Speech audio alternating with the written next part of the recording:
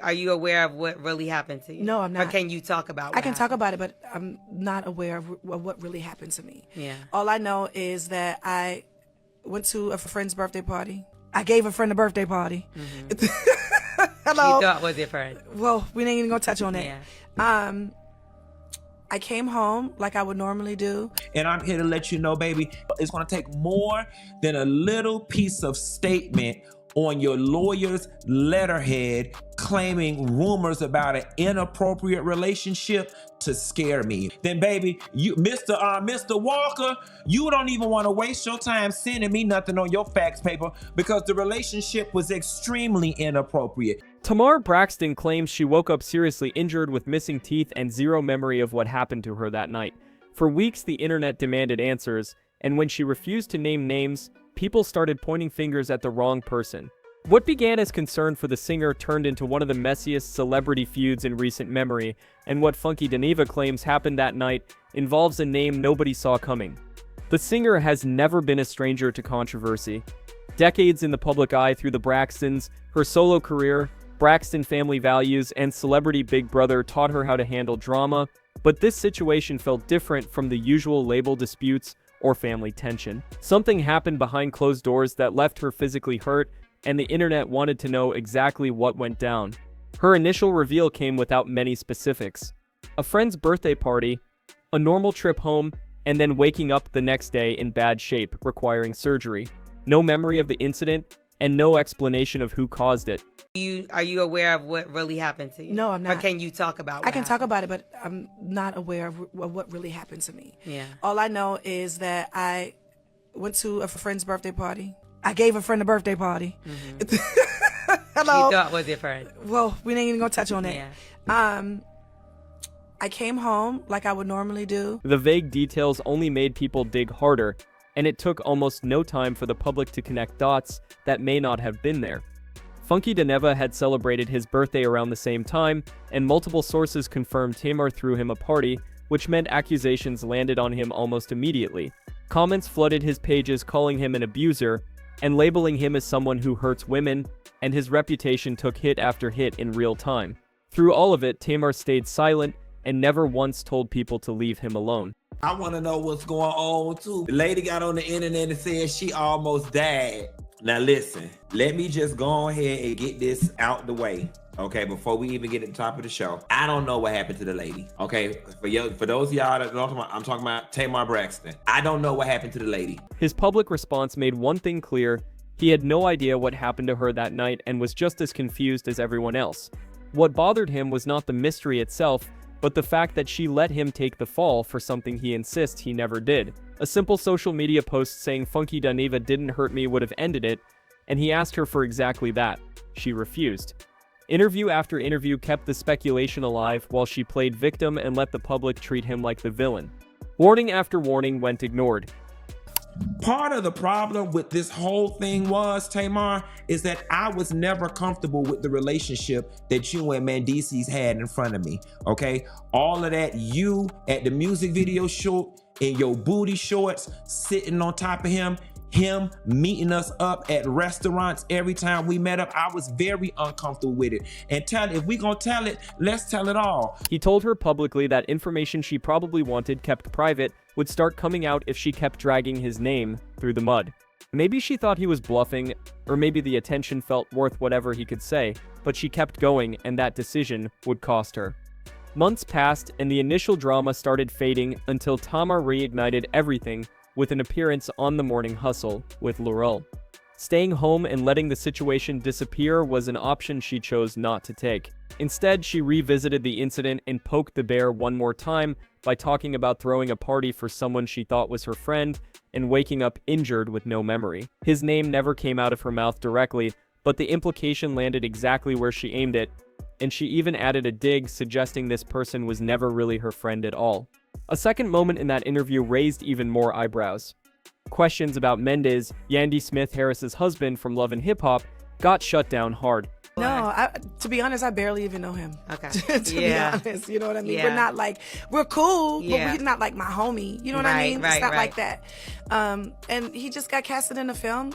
She claimed they barely knew each other and that he simply got cast in a music video she was working on, nothing personal between them at all. That answer would matter later, because Funky Dineva had a completely different version of events. The interview pushed him past his limit. Chance after chance to do the right thing had been ignored, and seeing her throw shade at him while pretending she barely knew Mendes triggered something. A series of explosive videos took over social media, and nothing he claimed matched the story she had been selling. His version painted Tamar and Mendes as far more than casual acquaintances. According to him, the two stayed close the entire night of his birthday celebration, separating only when cameras rolled and getting all over each other the moment recording stopped. Sitting close, whispering, touching like a couple trying not to get caught, all of it made him uncomfortable even before the night ended, and that discomfort only grew worse. I did not get out the car and go upstairs with Tamar when we got back to her house. Because after her and Mendeecees got through kissing in the back of that goddamn car, I figured they wanted to be up there privately. That is why when we got dropped off at Tamar's house, I did not go upstairs. I got in my damn car and went home because you was sitting on his lap in that goddamn Uber and y'all ass was kissing, okay? And shit made me damn uncomfortable. The Uber ride home changed things. He claims they stopped hiding it entirely and got very affectionate in the backseat right in front of him. By the time they reached her place, he wanted no part of whatever came next, so he got out, climbed into his own car, and drove away. What he left behind is where his story takes a darker turn. Two men went upstairs with Tamar that night, according to Funky.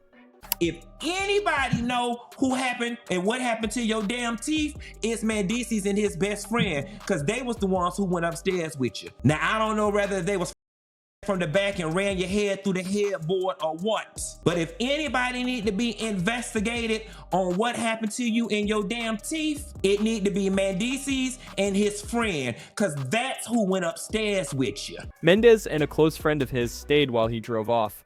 His implication landed heavy.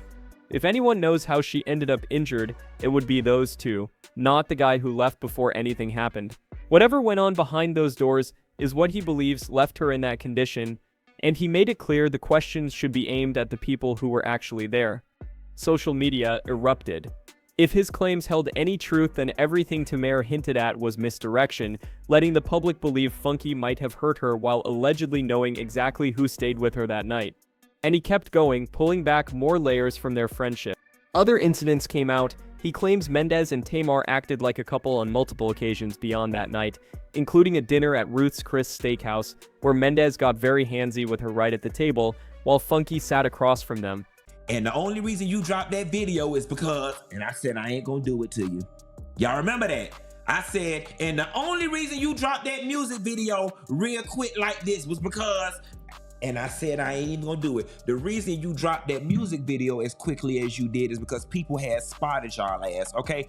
Inappropriate relationship. Well, you tell me, Tamar, if it's appropriate or inappropriate when we're sitting at Ruth Chris and he's rubbing in between your thighs, in between your dress. Conversations about Mendes leaving Yandy allegedly happened too, including discussions about a public statement announcing their separation that Mendes drafted on ChatGPT before Tamar helped rewrite it to sound more personal. When confronted directly, she brushed the whole thing off and allegedly told him Mendes and Yandy were not really together, that their relationship existed only for the show and cameras and was never a real marriage.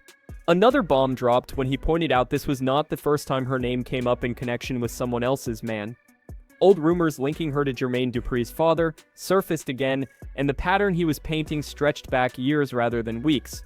Reactions split the internet down the middle. Believers took his side while others accused him of being vindictive and making things up to destroy her reputation. Either way, this became one of the most talked about celebrity feuds in recent memory, with everyone picking sides and waiting for the next move. Her response came through lawyers rather than direct denial. A statement claimed the rumors hurt innocent families and called the accusations devastating to watch spread across social media.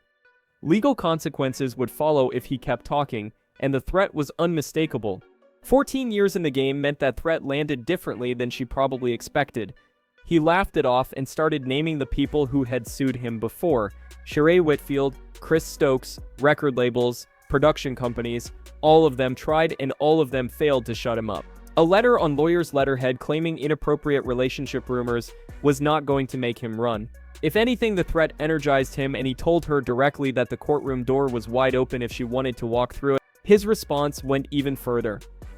If inappropriate relationship was the term they wanted to hang on to, then she had already lost because according to him, the relationship was absolutely inappropriate. More receipts existed, more details, more conversations he witnessed, and what he had shared so far was just the beginning. Think carefully before escalating was the message he sent. Dismissing his claims got harder because of how he delivered them.